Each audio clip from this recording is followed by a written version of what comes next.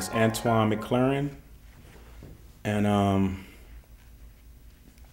the story is in 1993, I was at work. I was working at a clothing store, that sells women clothes, men's fashion, stuff like that. And a young lady walks into the store, and I'm figuring she's just a customer, like normal customers that comes to shop, retailers. I asked how she was doing and things of that nature, and if there anything particular that you're looking for, I'd like to help you with. She says no. So she walks out of the store, and me and my boss looks at each other like, yeah, okay, well, you lost the sale or whatever. So maybe like an hour goes, like maybe about 2 in the afternoon, she comes back in the store with policemen, 2 police officers. And she just stares at me. And I asked the young lady again, is there anything I can help you with? Is there something, in particular you need? Or she says nothing. She's just mute. She doesn't say anything at this particular point. So my boss asked the officer, what's the problem? So the officers asked me, we would like to talk to you. And I said, in regards to what? What's the problem? He said, we would like to talk to you, outside at the police station. And I said, why? I'm questioning them. And he said, well, this young lady accused you of robbing her. And I'm thinking, robbing her? Why would I want, I've never robbed anyone before or anything like that. So, I'm not understanding. So they insisted that I come with them. So they took me out of the store in which I was at work, put me in handcuffs in the back of the police car, and took me from my place of employment maybe like 3 or 4 blocks from there, which was a police station, Chicago Avenue and Central. This was like on the west side of Chicago.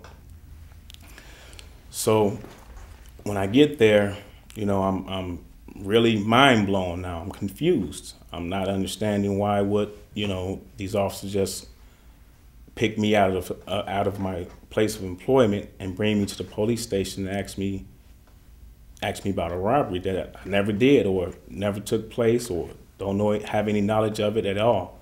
So they began to tell me, like I said, they take me out of the car, I'm handcuffed. They handcuffed me to a bench and I'm just sitting there. So I'm assuming that the person who they had, the young lady, they was talking with her or whatever, and I'm just there. So after, I guess maybe 45 minutes or so, another hour or so, they come out, they unhandcuff me, they bring me into a room. Said, well, you've been charged, you've been charged with an armed robbery. This young lady who you just saw says that you robbed her. And I said, well, that's impossible because, I'm here at work and there's no way that could be, probable. How? And it was like, well, we don't care about that. She says that you did it, so you did it. So at this point, I'm really, like I said, I'm confused. I'm scared, nervous. Didn't get read any rights. I didn't have the chance to opportunity to make phone calls or anything like that. So I'm explaining to the officers that it's a mistaken identity. What is the description is required that you can just come and just pick someone up randomly and arrest them. Well, we have that right. We're police officers. And you don't ask questions here. We do the questioning, this and that. So I tried to speak again. I got punched, hit in the face, slapped around, choked, all for nothing. I'm assuming all for nothing, And from that point, I'm asking them, can I call my parents? Can I call my aunt? Can I have an attorney? None of that. So they had me locked inside, like I said, inside a room, just 2 officers telling me that, well, if you didn't do the crime, we got you now, so there's nothing else to discuss. So you might as well tell us that you did it.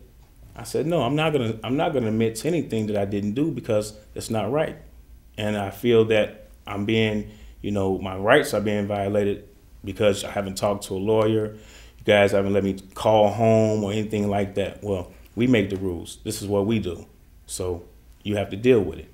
So it took me back to the cell. I sat there maybe like, it was like afternoon time. It was dark. These guys had changed shifts as they do or whatever. Just in a cold cell. Nothing, you know, with no phone, nothing to eat, no heat, nothing like that. So after they changed shifts, there's guys that's coming in. Who is this guy? Oh, we picked him up for robbery. Well, hey, if there's any other robberies committed in the area or the neighborhood, guess who gets them? Him.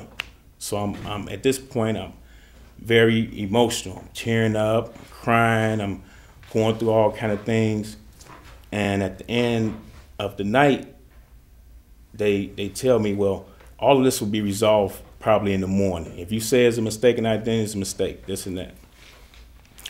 The next morning, I spent the night in jail without calling no family members, haven't talked to a lawyer, none of that. So the officers, I guess now they're back on shift, their regular shift again. So they got me out of the cell in which I was in, brought me back into the room and told me, well, you ready to confess now? I told them, no, I'm not going to confess to anything that I didn't do. And this is not right. You know, you guys locked me up, took me from my job. I haven't talked to anybody. I haven't ate anything. So continue to get beat up, slapped around, punched on. They choked me, you know, things of that nature.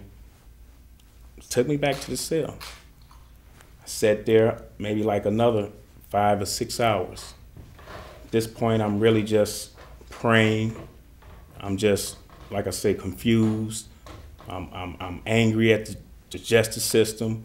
You know, I'm questioning myself. How could they just pick someone up without, you know, without no concrete evidence or catching them with anything or this or that prior to nothing, just seeing me at work. So I'm really confused. So one of the officers who arrested me brings me out. He said, well, if everything that you said was a misunderstanding, it was a mistaken identity, here's something, you know, that'll get the situation resolved for you and everything will be okay. Sign it. So I signed it without reading it, without, you know, going over it or anything like that, because I thought I was going to be released. He told me once I signed it, they was going to release me because I stayed there 2 days already. After I signed it, they took off. Someone else came and got me, took me from the room in which I was, you know, beat up on, slapped around, pushed around, and took me back to the cell. So I'm assuming that I'm about to get out. So I'm asking the guy, when are they going to release me? Because the officer said that once I signed this, he said he was going to follow up on it and everything was a mistaken identity. He's going to let me go. The guy told me, no, you're going to get shipped out to the county. You just been charged with 3 armed robberies. So I'm stuck. I get up, I go to sleep that night crying in tears. Still haven't had a phone call, nothing to eat for about maybe 2 days. The third day, they take me from the police station to the Cook County of Chicago. And from that point, I stayed there from 93 to 96, fighting a case that I never committed. Never did, never had knowledge of. Actually, still today, I haven't read anything that I've signed from 93. This is 2008. Haven't read anything. They just had me there going back and forth with going to court for a trial of an armed robbery. I had to find out from others through my family members, what was it that I was accused of armed robbery, of taking from a person? They told me gym shoes. One person said a pair of gym shoes, another person said a gold chain.